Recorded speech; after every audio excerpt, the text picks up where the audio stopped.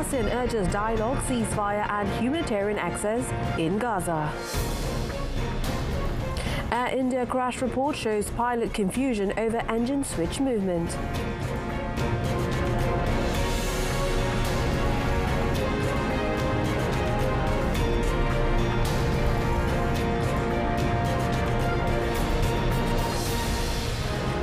Good afternoon and Salam Malaysia Madani. Thanks for joining us. I'm Olivia Nicholas and you're watching World Today. The ASEAN foreign ministers expressed grave concern over the dire humanitarian situation in Gaza, urging all parties to resolve differences through diplomacy and dialogue in the interest of maintaining peace and stability. In a joint communique issued at the end of the 58th ASEAN Foreign Ministers meeting in Kuala Lumpur, the ministers condemned all attacks against civilians and civilian infrastructure which have resulted in an alarming number of casualties, particularly among women and children. The minister said that the continued restricted access to humanitarian aid, relief supplies and other basic needs has led to the further deterioration of the humanitarian crisis in Gaza. They urged all relevant parties to accept the ceasefire proposal as outlined in paragraph 2 of UN Security Council UNSC Resolution 2735. The ministers also called for an immediate and permanent ceasefire and the immediate and unconditional release of all hostages, especially women, children, the sick and the elderly. According to the communique, the ministers also urged all ASEAN member states and external partners to continue providing and facilitating humanitarian assistance for the people of Gaza. Meanwhile, Malaysia has announced a $1 million contribution to be channeled to UNRWA and the Palestinian Red Crescent. Foreign Minister Dr. Mohammed Hassan said this in addition to the $16 million that already been channeled for the Palestinian people since September 2023. He said this was conveyed during the 4th Ministerial Conference on Cooperation among East Asian Countries for Palestinian Development (CPAD) attended by Palestine Planning and International Cooperation Minister Dr. Istapan Salameh. We want to live in freedom and dignity. That we give it to UNRWA, we give it to the Palestinian Red Crescent. Okay, we don't give to individual, we give to anybody. So the two organizations that we we split into two, maybe 500,000 US each. To UNRWA. UNRWA is proven is an organization that is supporting the lifeblood of Palestine, and also to the Palestinian Red Crescent. He also reaffirmed Malaysia's long-standing principled position on Palestinians' right to self-determination through the swift establishment of a sovereign state of Palestine based on pre-1967 borders with East Jerusalem as its capital. Dr. Sri Mohammed also called upon the remaining 46 states that have yet to recognize Palestine to do so without any preconditions and to support Palestine's admission as a full member of the United Nations without any further delay. Brazilian President Luiz Inácio Lula da Silva criticized U.S. President Donald Trump on Friday, saying that Trump was misinformed, asserting that the United States does not have a trade deficit with Brazil. Lula made the remarks during an event in Espírito Santo, challenging Trump's recent announcement of a 50% tariff on Brazilian goods starting 1st of August. Lula emphasized Brazil's willingness to negotiate but warned of reciprocal actions if the tariffs were imposed. Vou tentar e brigar em todas as esferas para que não venha taxação. Vou brigar no OMC, vou conversar com meus companheiros dos BRICS. Agora, se não tiver jeito no papo, no tete-a-tete, nós vamos estabelecer a reciprocidade. Taxou aqui, a gente taxa lá. Taxou aqui, a gente taxa lá. Taxou aqui, a gente taxa lá. The Brazilian leader also addressed Trump's criticisms about former President Jair Bolsonaro currently facing charges in Brazil's Supreme Court. In a letter to Lula, Trump linked the tariffs to Brazil's judiciary launching legal proceedings against Bolsonaro, who is on trial on charges of plotting a coup to stop Lula from taking office in 2023. Trump said on Friday he will speak to Lula at some point after he threatened to impose 50% tariffs on Brazilian exports.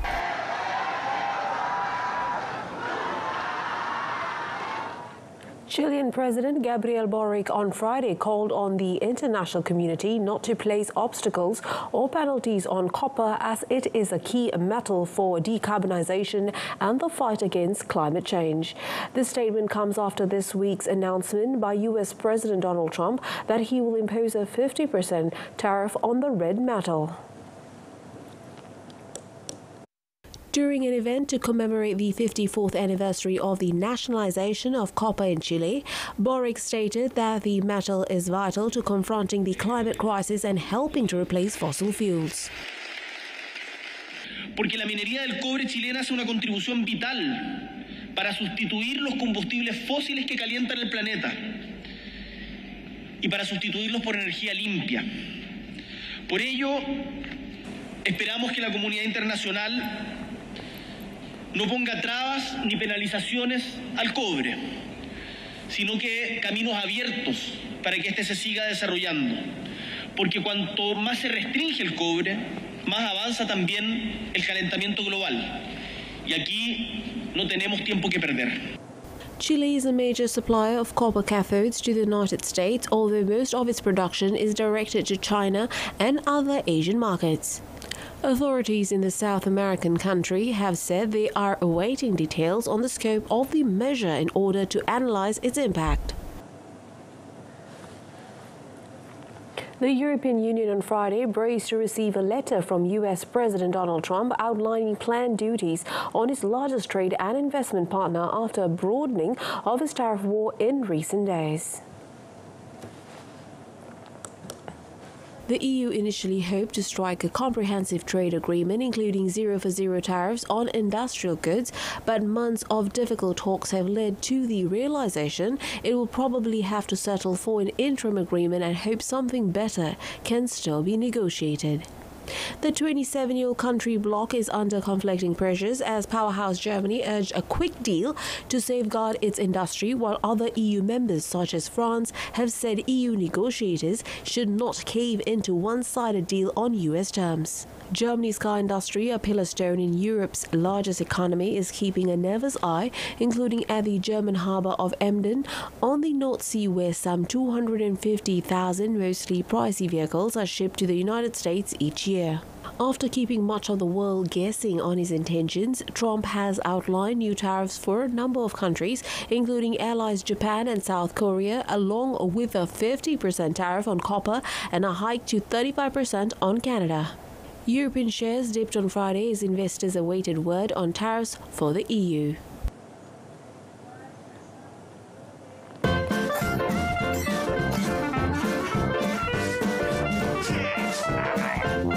Bersihkan penapis penghawa dingin dan tetapkan 24 darjah Celsius untuk lebih jimat.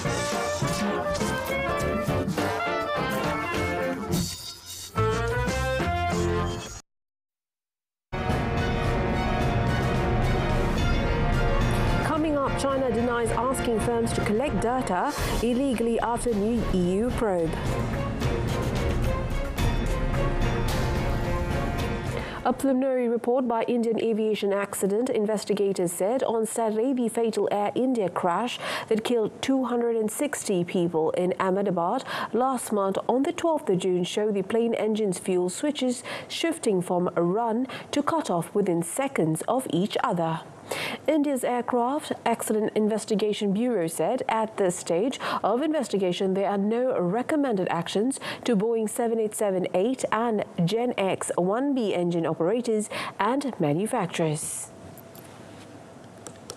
The agency and office under India's Civil Aviation Ministry is leading the probe into the world's deadliest aviation accident in a decade. The London-bound Boeing 787 Dreamliner, which started losing height after reaching an altitude of 650 feet, crashed moments after takeoff from Ahmedabad, India, killing 241 of the 242 people on board and the rest on the ground. The investigation into the Air India crash was focusing on the movement of the engine fuel control switches following an analysis of the 787's flight and voice data recorders along with a simulation by Boeing of the aircraft's final moments. Aviation industry publication The Air Current first reported the focus on the fuel switches that help power the plane's two engines.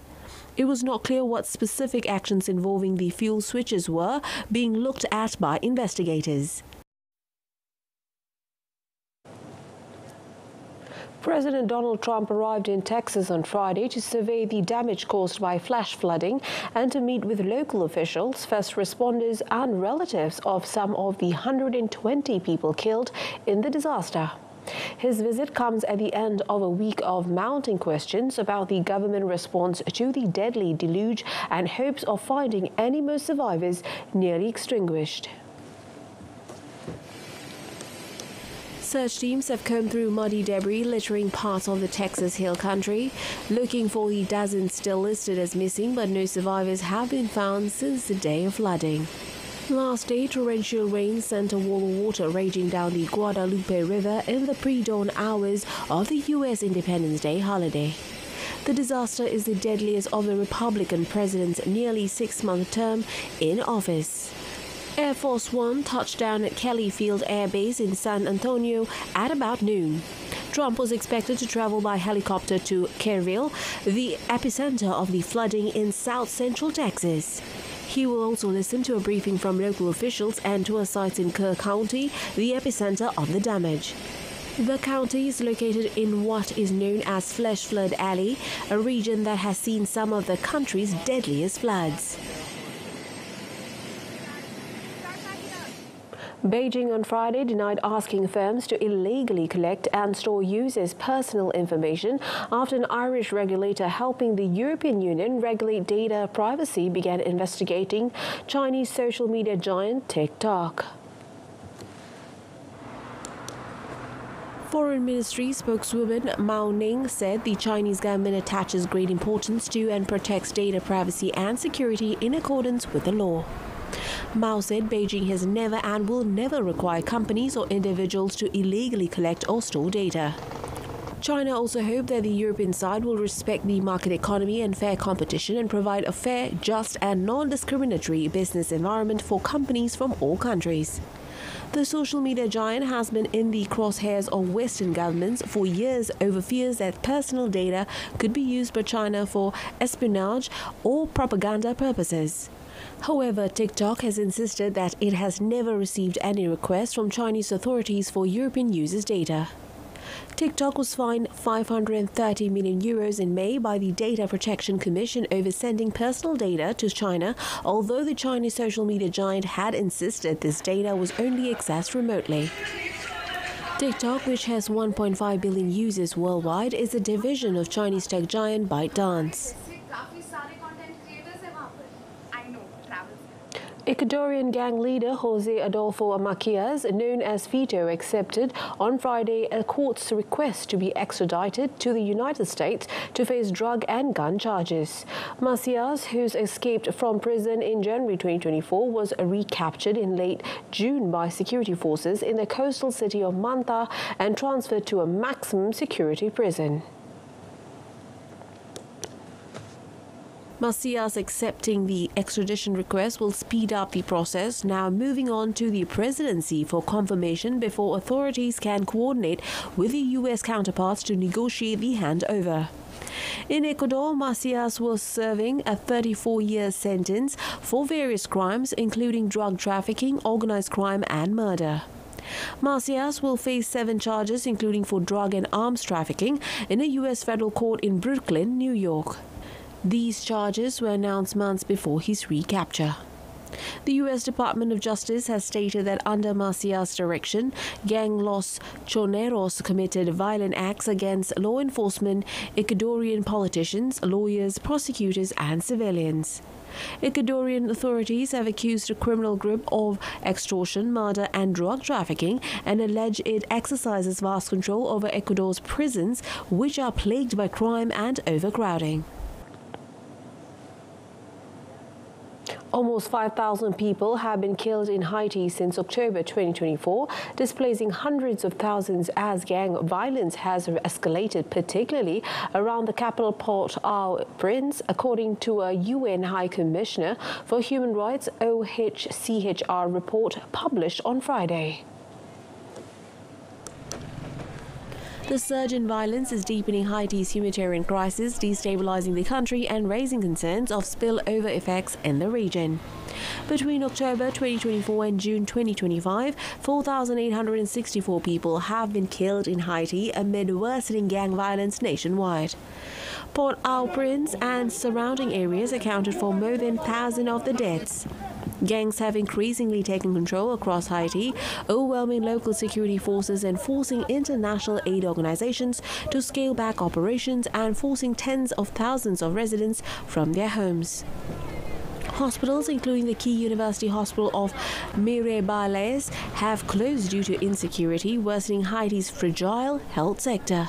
Less than 25% of health facilities around Port-au-Prince remain operational, according to UN estimates.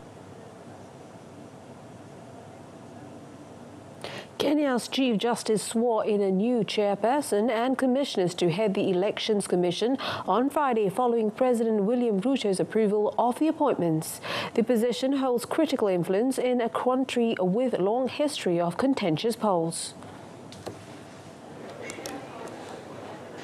The East African nation's next general election will be held in 2027, but Ruto is already under pressure from street protests led by young Kenyans dissatisfied with high living costs, corruption and police brutality. The new chairman and 6 commissioners appointed to the Independent Electoral and Boundaries Commission, IEBC, will serve for the next 6 years. Ruto suspended 4 election commissioners in December 2022 after they rejected his victory in elections held earlier that year. The dispute proceeded to the Supreme Court, which upheld Ruto's win and rejected the commissioners' arguments that the vote tallying process had been opaque. The commission had been operating without a chairperson or commissioners since 2023, when the terms of the former chairman and the 2 remaining commissioners expired. The appointment of the new election commissioners, who are chosen by an interview panel and then submitted to the president for approval, had been delayed in part due to several legal petitions.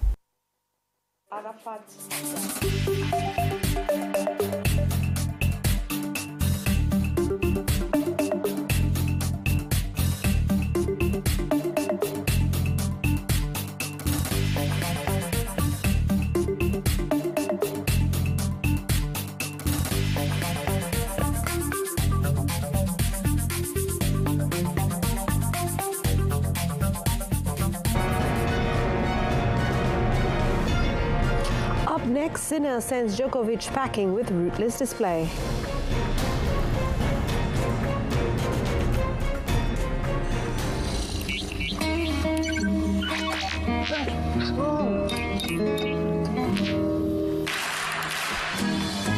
Padamkan komputer untuk lebih penjimatan.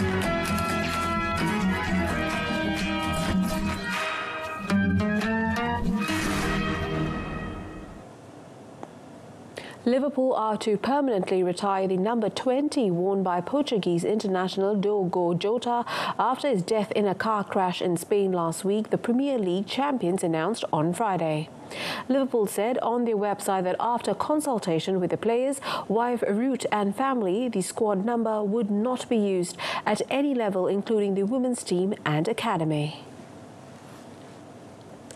They added the move is recognition of not only the immeasurable contribution Jota had made to the Reds' on-pitch successes over the last 5 years, but also the profound personal impact he had on his teammates, colleagues and supporters, and the everlasting connections he built with them. Jota joined Liverpool from Wolves in 2020 and scored 65 goals in 182 appearances for the club. He also helped them win the FA Cup and League Cup in 2022, also winning the latter in 2024 and the Premier League title last season. It was Liverpool's 20th top-flight crown. Jota and his brother died after their car, a Lamborghini, left the road because of a tyre blowout while overtaking another vehicle on the 3rd of July. Top seed Jannik Sinner ensured Novak Djokovic will be absent from a Wimbledon men's singles final for the first time in 8 years after handing the Serbian great a brutal centre caught battering on Friday. Second Friday of the championship. Italian Sinner lost both his previous Wimbledon duels with Djokovic but turned the tables in empathetic fashion as his power and precision proved too much for the seven-time champion who at 38 looked every bit his age in a humbling 6-3, 6-3, 6-4 loss. In his first Wimbledon final, the 23-year-old Sinner will face Spain's Carlos Alcaraz in a tantalizing rematch of their recent French Open humdinger, which the Italian lost after battling for more than 5 hours, squandering 3 championship points. As the combined grip on men's tennis continues to strengthen, Alcaraz and Sinner will be the second pair of players in the Open era to contest the men's finals at the French Open and Wimbledon in the same year, which Rafael Nadal and Roger Federer achieved for 3 consecutive years between 2006 and 2008. An overwhelming performance from Carlos Alcaraz. High winds brought a halt to Friday's opening round of the Live Golf Andalusia event in Grande, Spain. Gusts up to 53 km per hour produced unplayable conditions at the Real Club Valderrama, with play suspended at 5:07 p.m. local time. Friday's round started under breezy but manageable conditions, but the wind speed increased throughout the afternoon as the direction changed. From a competition standpoint, the biggest issues came on the greens. A combination of dry putting surfaces and high-impact winds gusts prevented puts from stopping and golf balls from remaining still at address. At the most exposed parts of the course, particularly the greens on the 11th and the 14th holes, putting was near impossible. 5 players shared the lead at 1 under par at the time of the stoppage, including England's Lee Westwood and Australia's Cameron Smith, both of whom were close to completing their opening rounds. American Taylor Gooch, Chile's Jacqueline Neiman, and Brandon Grace of South Africa are also tied for the lead. This is the first European stop on the 2025 Live Golf calendar, with Spain's Sergio Garcia the defending champion. Defending champion Tadej Pogačar is back in the yellow serge jersey after the Slovenian fought off Dane Jonas Vingegaard to win stage 7 of the Tour de France on Friday. Pogačar, 3-time winner, claimed his second stage of this year's tour at the end of a 197-kilometer ride from Saint Malo to Mur de Bretagne, outsprinting Vingegaard at the summit finish. Britain's Oscar Onley took 3rd place. A significant crash happened with only 6 kilometers left, with stage 6 winner Ben Healy and Pogačar's UAE team Emirates teammate Joao Almeida among those affected. Matthew van der Poel began the day with a 1-second lead over Pogačar, but the Dutchman finished 22nd on the stage and slipped to 5th overall, with Belgian Remco Evenepoel now in 2nd place and 54 seconds behind the Slovenian. I mean, I'm super happy with the win today. We did almost perfect, and unfortunately Joao crashed, and I hope he's okay. If he's okay, then it's perfect day. If he's not okay, then this victory is for him. And yeah, right now I just wish he's okay.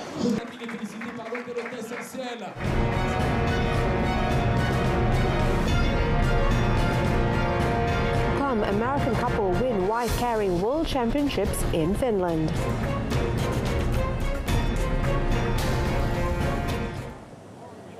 The 2025 wife-carrying World Championships wrapped up over the week in Sonkajärvi, with over 200 people from 18 countries taking part. This year's competition drew extra attention thanks to the team event, which featured 9 teams from 3 countries. One of the most talked about participants was Severi Alonen, Finland's strongest man in 2024, coming in first in the sprint race and 4th in the main event. Caleb and Justine Rosler from the United States took out the top spot in the main race. For the first time in the event's history, a separate women's series was introduced. 5 couples signed up for the new category.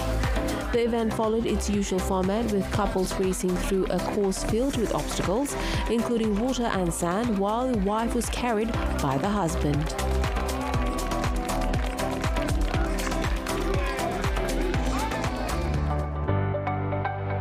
International football superstar Lionel Messi has chosen his favorite goal of his 20-year career, his 2009 Champions League final header, to be transformed into AI-driven digital art by contemporary artist Rafik Anadol. The piece titled Living Memory Messi, A Goal in Life is set to be auctioned and is expected to fetch $1.5 million at Christie's. This impressive work combines art, memory, data, and emotion, creating a personal collaboration that offers viewers a transformative experience or one of football's unforgettable moments.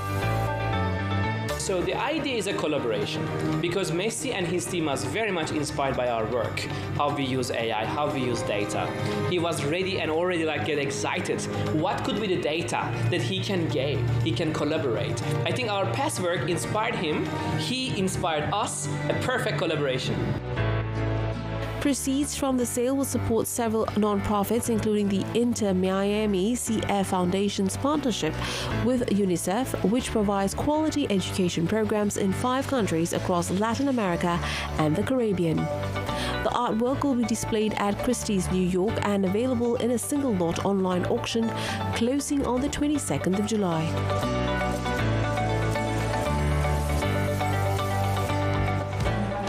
Operational Apple I computer, one of just 50 built by Steve Jobs and Steve Wozniak in a California garage in 1976, is going under the hammer at Sotheby's in New York, where it is expected to fetch between $400,000 and $600,000 US. This is the first product put out by Apple Computers. It's what launched the company, what changed the world. I think of all the iPods and the iPhones and the iPads. None of that would have happened if it weren't for this computer that they put together. And they made this first 50. They scrounged together money, borrowed money from different people to buy the parts to build these motherboards. And Jobs went out and really, went hard trying to get people to buy one computer. The computer is in fully working condition, a rarity among surviving Apple I's. Hatton also noted that the paint beneath the heatsink remains intact, a sign the machine was hardly used at all. Jobs originally priced the Apple I at $666 US and 66 cents. The machine helped introduce the idea of personal computing. Hatton called the estimate very conservative, adding it's something that stood to test of time in terms of importance. The Apple I is being offered during Sotheby's Geek Week History of Science and Technology sale from the 2nd to the 17th of July.